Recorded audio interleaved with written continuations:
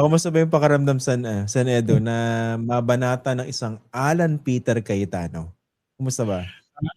Tuwan-tuwa ako dito sa mga senador mo eh. Talagang, ba't naman nila ako pinapasikat?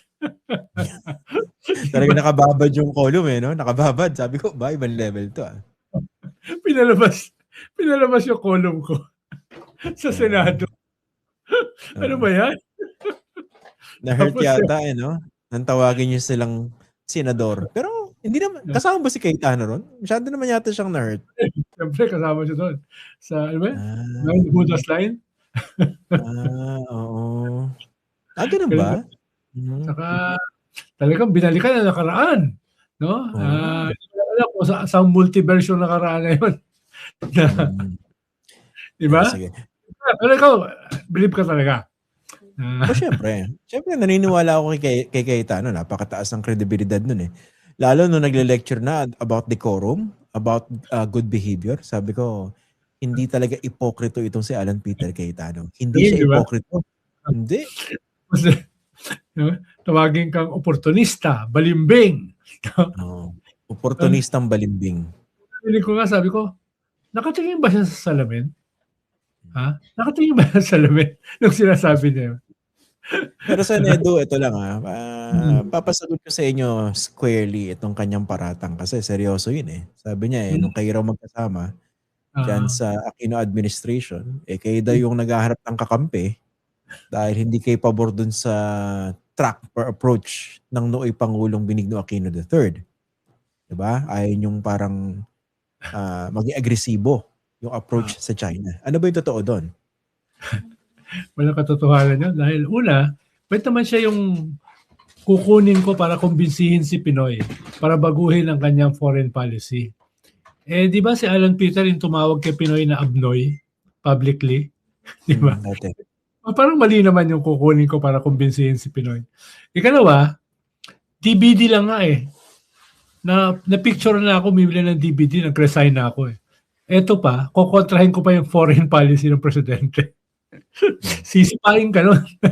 Palabas ng Malacanang. Tapos babalusin ng AK-47. Tapos ikatlo, baka nakalimutan na ni Ambassador of Jesus Christ, Alan Peter Cayetano, na kasama ako sa nag-lead ng delegation sa UNCLOS with Solicitor General Hilbay. At kita nga niya yung mga pictures doon sa UNCLOS, medyo hindi naman ako nandun sa tabi ng basurahan. Medyo nasa labas, nasa gitna naman at sa harapan. Kaya, ibig sabihin, hindi pwede. Sinipa ako sa UNCLOS. Sinipa ako sa delegation kung ganun yung aking posisyon. No? At uli, ay medyo mahirap. Hindi naman talaga, hindi ko naman sinasabi na mahirap siyang paniwalaan. Pero baka kapos ng kaunti.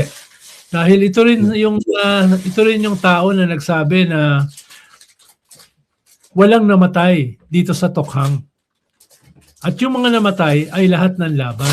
At sinabi niya ito sa United Nations at saka sa BBC yung interview niya. Diba? Ito rin yung nagsabi na bibigyan niya ng 10,000 bawat pamilya. Diba? So, ito rin yung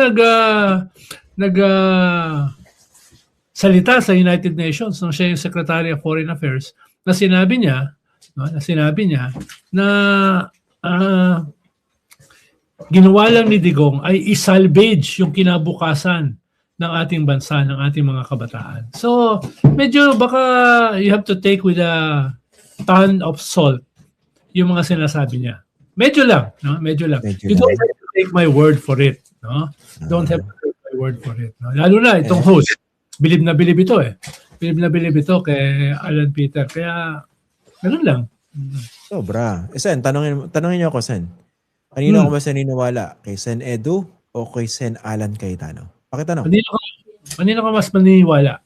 Kay Ambassador of Jesus Christ, Senator Alan Peter, o kay Father Llamaso? Siyempre, doon tayo kay Senator Alan Peter Cayetano. Nagkukot ng Bible yun eh.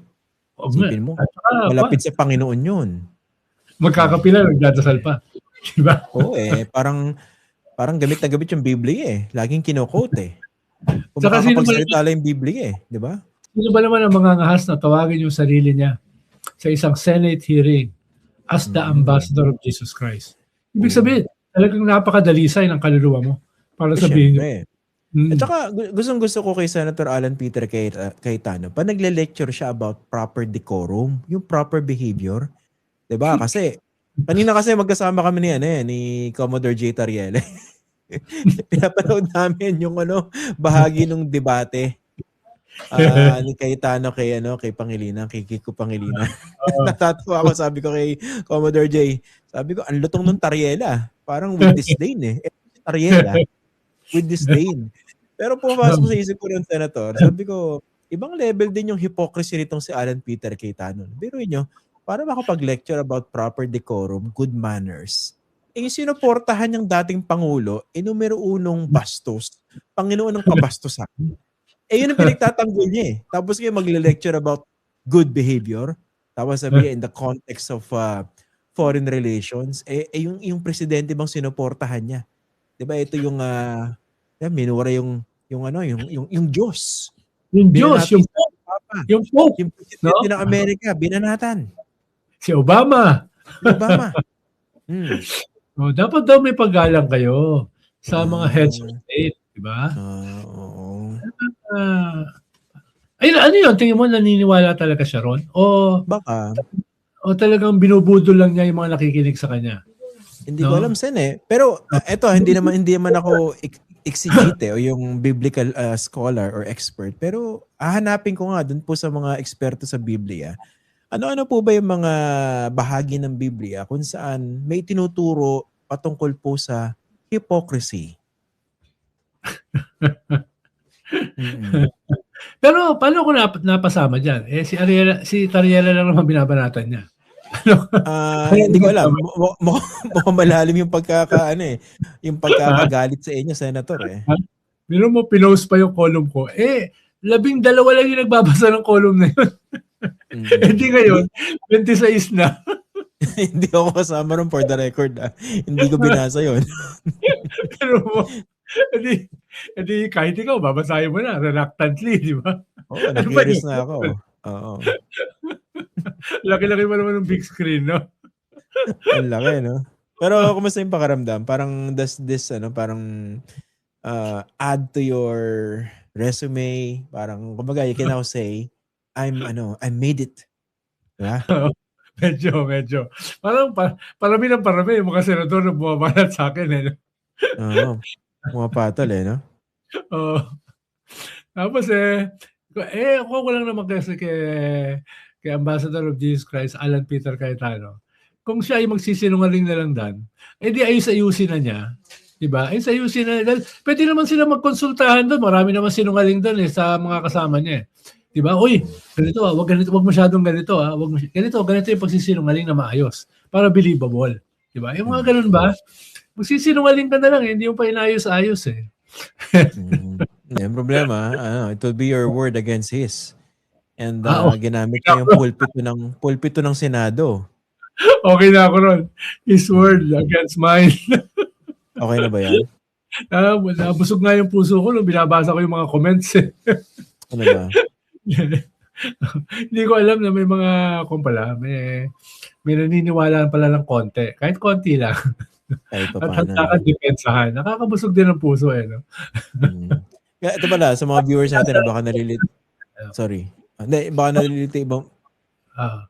baka nalilito yung ibang viewers natin. Kasi ang topic originally, nung pinirepare ko tong episode, yung banat ni Sara Duterte kay Rizon Tiveros at saka sa Akbayan. Pag-uusapan pa rin naman natin yung mamaya. Kaso kasi nagkaroon development sa Senado eh. Talaga hindi mapigilan yung pagsikat nitong si Senator Edu. Kahit na layo-layo. Patulan ba naman? Parang malalim yung galit sa akin. Binanatan din niya ako last year eh. Na yung na political analyst. Oo. Diba? Tapos may ibang nagki-claim na sila yung pinapatamaan na hindi naman sila.